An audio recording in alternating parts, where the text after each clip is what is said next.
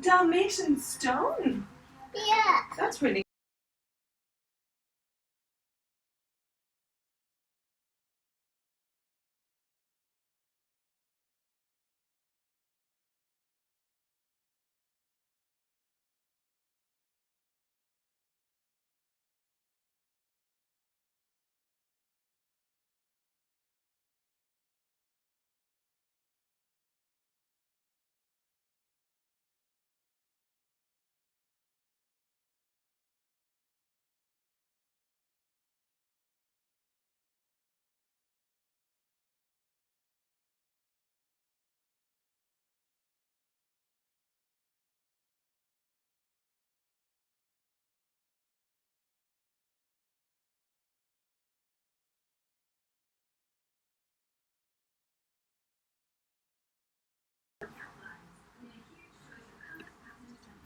Hello. So I'm going live. I hope you liked the little countdown timer before the live. I can see there's 4 people watching at the moment.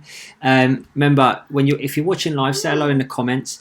Yes, this is some new software that I'm using for my live videos. You can see my little logo. I had a little timer to count me in, and listen to this. Hopefully you can hear it. Oh, sorry, not that one. Yes, bit gimmicky and childish.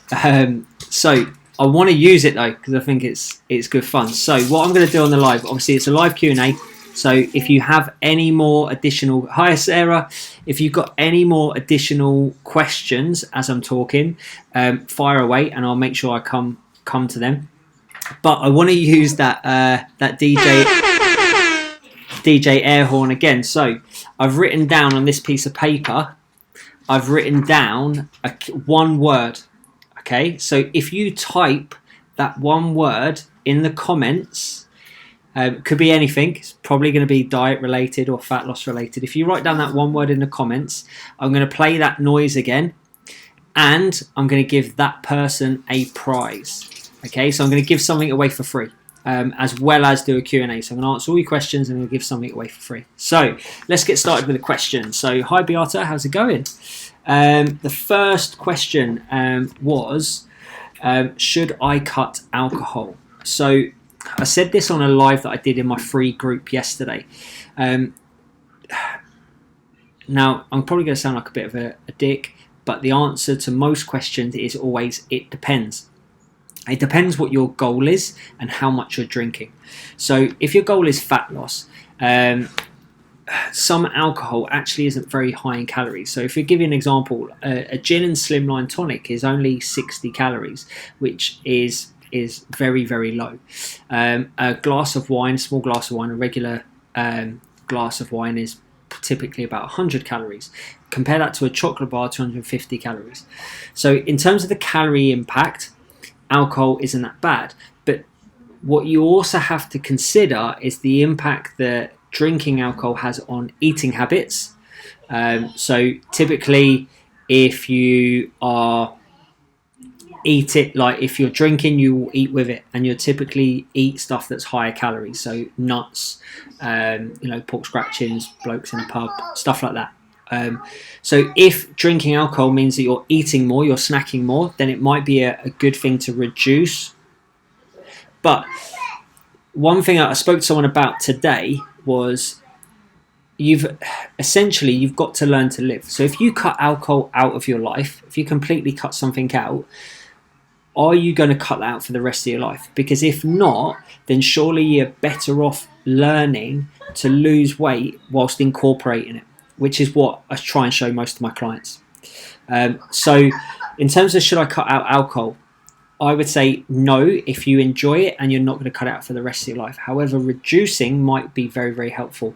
And one other thing you need to be aware of is that alcohol can impact sleep. Sleep is really important and can help regulate appetite.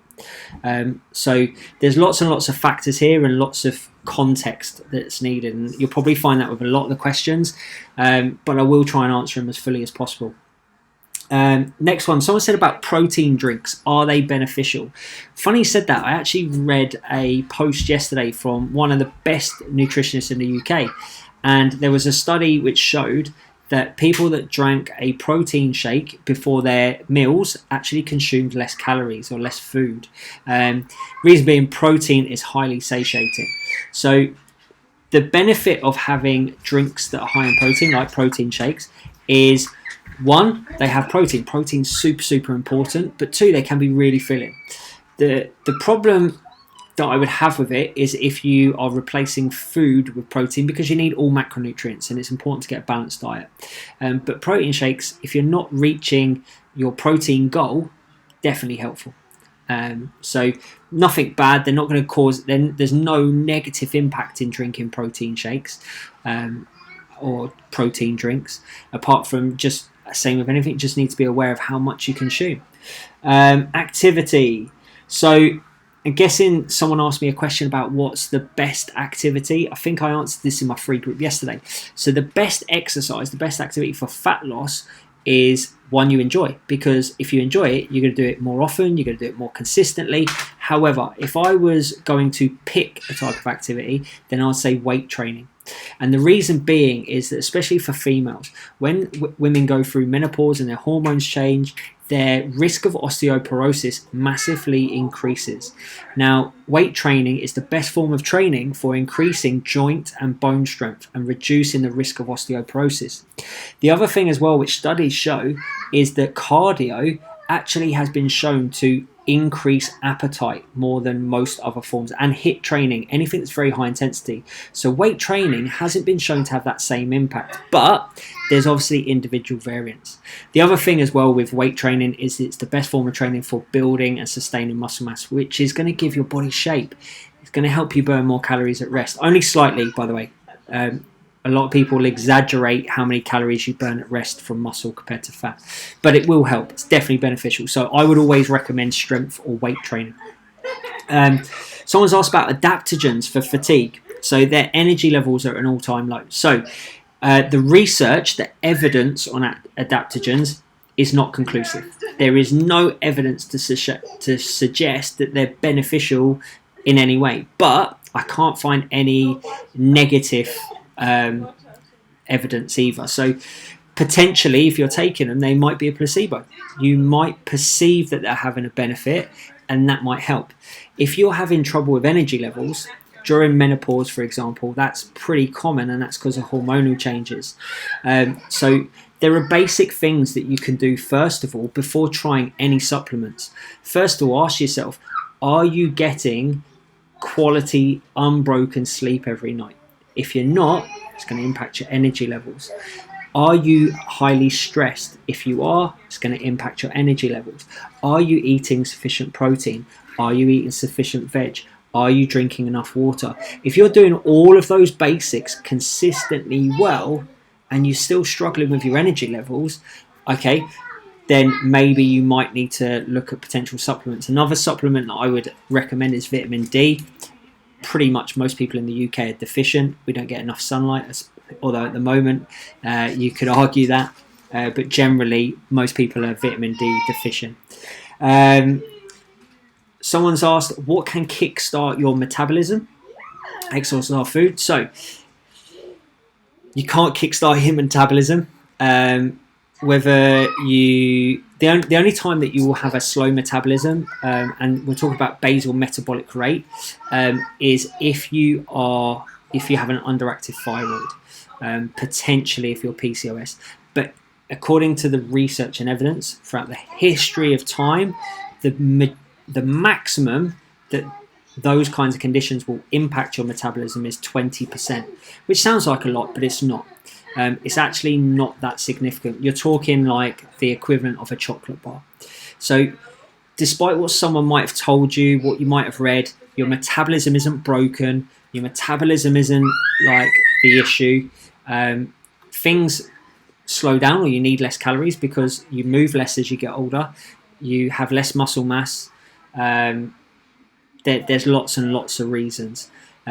So there is no exercise and there is no food that will speed up your metabolism. I could do a whole live talking about metabolism. Essentially, It's your total daily energy expenditure, which is made up of lots of components. One of them, or the largest one, is your basal metabolic rate, which is the amount of calories you burn just sleeping. Like it's the amount of calories, the amount of energy your body needs just to stay alive. And this is why when someone says, I'm only eating 1,000 calories or I'm only eating 1,200 calories and I'm not losing weight, they're eating more than they think, because your basal metabolic rate, which is the amount of energy you need just sitting, like lying down all day, is going to be more than that in most circumstances. There is literally a minute number of the population that, you know, that would not be the case, but it's a very, very small number. Just seeing if there's any comments. So, what's better, full fat Greek yogurt or natural live bio? Again, it depends. If we're talking about fat loss, what matters is calories. Doesn't matter, like, what one do you prefer? Which one's lower calories? Next one, what's best for building lean muscle?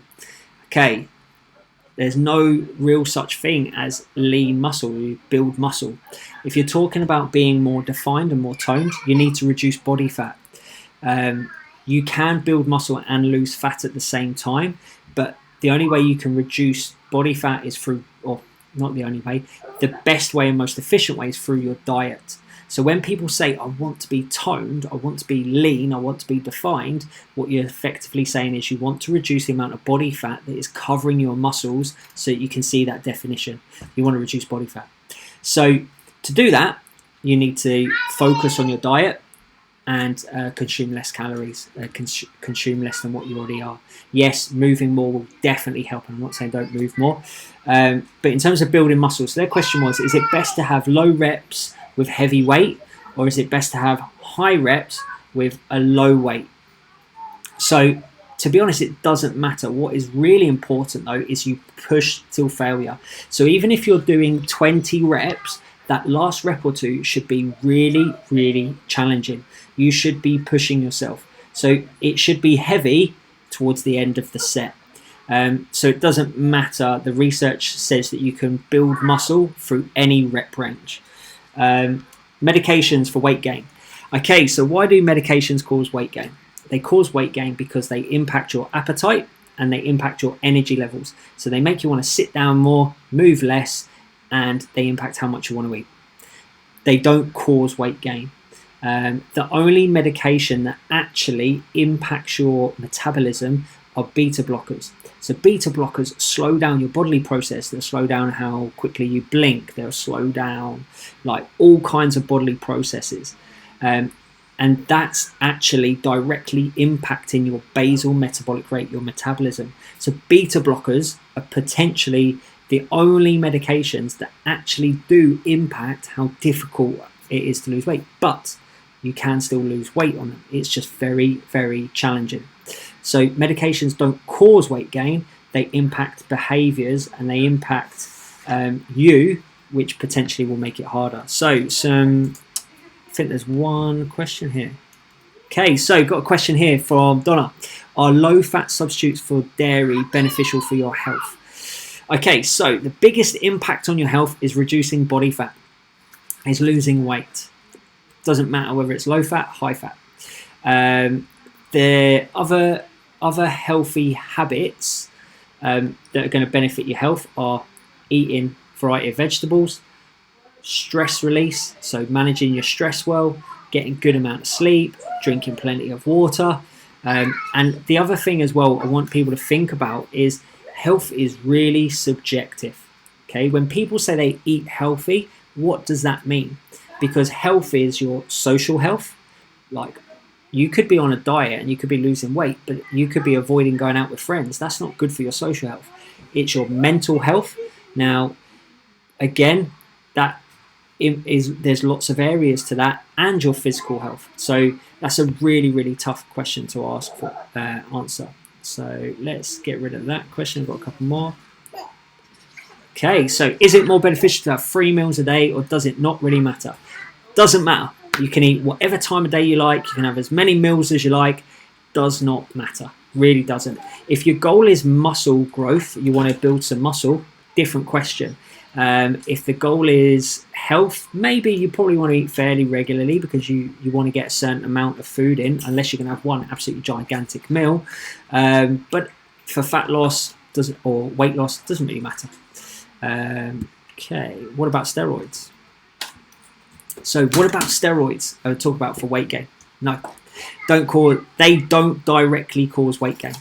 So the way that you lose fat, gain fat, is energy balance. So you have one side, you've got calories going in, energy going in. The other side, you've got calories going out, so energy going out. So it's movement and eating. No medication impacts any of that apart from beta blockers. Steroids don't. The only way they will impact that is by making you move less or making you eat more. And that's how medications cause weight gain. Now, the moving less part can be subconscious or ways that you're not aware of. So there's a thing called NEAT, your non-exercise activity thermogenesis. Now, BMR is about 60%.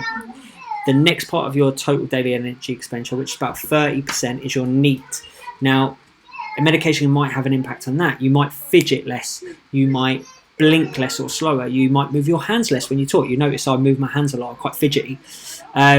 So they might impact those things which you're not aware of and you're not noticing. You might sit down more.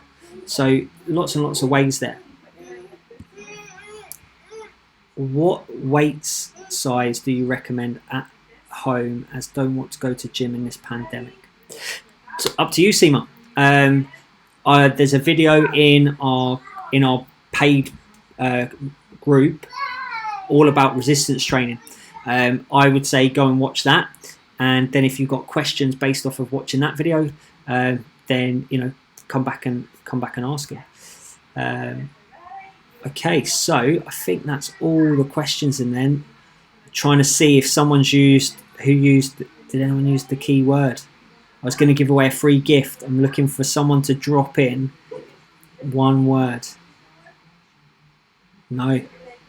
Okay, so no one dropped the magic word to get the free gift. If someone does, I'm not going to get to use my horn. I'm going to do it anyway before I finish. I'm going to use my air horn before I finish. But if someone drops in the keyword that I've written down on this piece of paper, they're going to get a free gift. Right. I hope you enjoyed that. I hope you learned something. I hope it was interesting. I hope it kept you engaged. It looks like some people have stayed on for the whole nearly 20 minutes. And I'm going to finish with an air horn. Absolute pleasure, ladies. And I'll see some of you on a challenge tomorrow. And I'll see many of you on a live next week.